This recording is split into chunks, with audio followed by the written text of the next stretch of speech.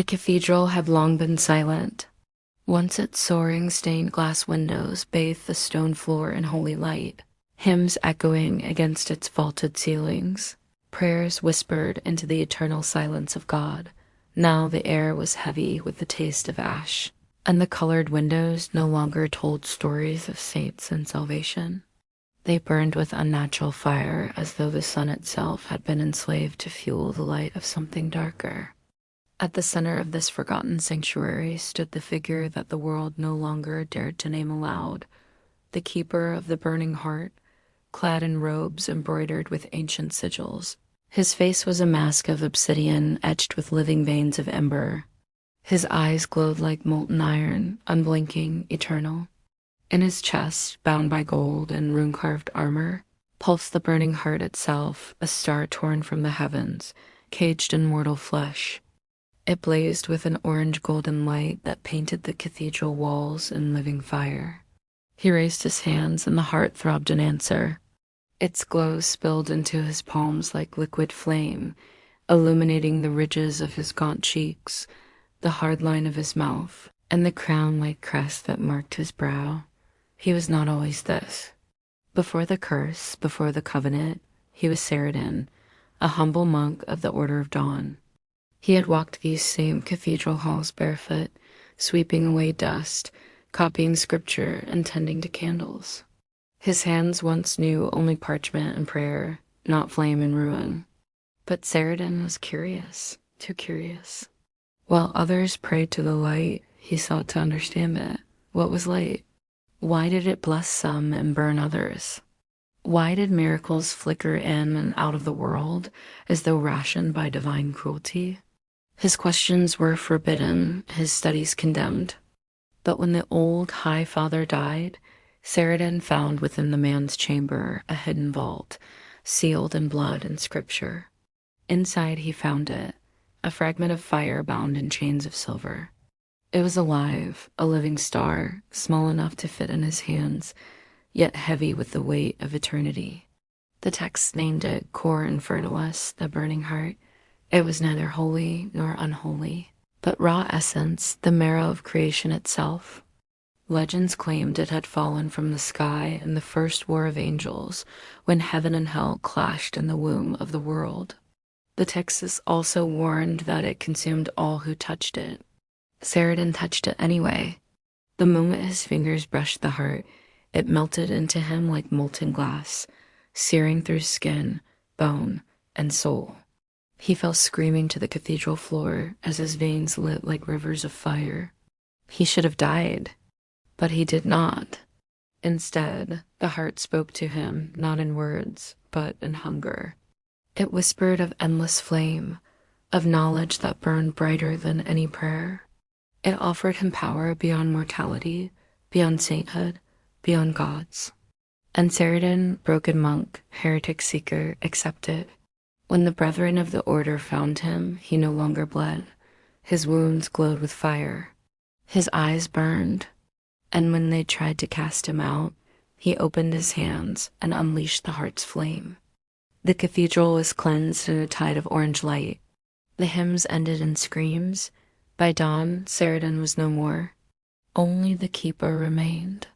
For centuries, empires rose and fell outside the blackened cathedral walls. Kings sent armies to claim the heart, believing it a jewel of dominion. None returned. Priests declared the keeper a demon. Scholars whispered he was a god. Some said he was both. The keeper did not leave his cathedral. He did not need to. Those who dared enter seeking wisdom, immortality, or power were greeted not with flame, but with silence. The keeper would descend from the altar, the heart pulsing like a second sun in his chest, and he would offer them a choice. Take the flame and be consumed. Refuse it and be forgotten. Many took the flame. Few survived. Those who did became his disciples marked by fire, wielders of unnatural power. They spread his word through shadow and rumor, a faith without scripture, a cult without prayers. Their only creed was hunger. The keeper was no longer Saradin. He no longer remembered his name. He had become custodian of the heart, the cage of its hunger. And yet some echo of the monk remained, buried deep beneath the embers, a voice faint and fragile that sometimes rose when the fire slept. What have I done? One night, beneath the cathedral's fractured stained glass, a woman entered. She was no warrior, no scholar, no king's envoy. She was pale, thin, draped in the rags of a pilgrim. Her hair was white as snow, though she was young, and her eyes blind, clouded with cataracts, stared not at the keeper, but through him. She carried no weapon, only a bell of tarnished silver. When she rang it, the heart trembled. For the first time in centuries, the keeper staggered. The woman spoke in a voice not her own. Saradin, monk of dawn, hear the last prophecy of man. The burning heart is not gift but parasite. It feeds, and when the vessel is hollow, it will burst. Fire will spill across the earth, and the world shall be undone. Your time wanes. Your choice returns. The keeper's hands shook. The cathedral seemed to darken around him. The woman dropped the bell, and her body crumbled into ash, her spirit carried on some unseen wind. For days the keeper did not move. He sat upon the blackened altar, the heart pulsing in his chest like a drum of doom. Was it true? Would the heart one day consume not only him but the world? That buried voice, the one that still remembered the monk, rose again. You could end this. You could undo it. For the first time since the covenant, the keeper left the cathedral. Cloaked in shadow and flame, he walked the world that had forgotten his name. He saw kingdoms thriving, people laughing, children playing beneath suns that rose and fell without him. He saw beauty untouched by fire, and he envied them. For though he carried eternity in his chest, he felt hollow. He could not laugh, could not cry. He was not alive. He was only the heart's vessel, the cage of its hunger. The prophecy haunted him. When the vessel is hollow, it will burst. Perhaps the woman was right. Perhaps his death could save the world. He returned to the cathedral. He knelt before the altar where once he had prayed as a boy. His molten eyes closed. He placed his hands upon his chest, upon the blazing cage of the burning heart, and he spoke the words he had not uttered in centuries. If sacrifice is salvation, let it be mine. The heart flared. For a moment, the cathedral was brighter than the sun. Its stained glass shattered, its spires crumbled, and the land trembled as though heaven itself had descended. When the fire faded, the cathedral was gone. Only blackened ruins remained. Of the keeper, there was no sign. Yet legends say the heart did not perish.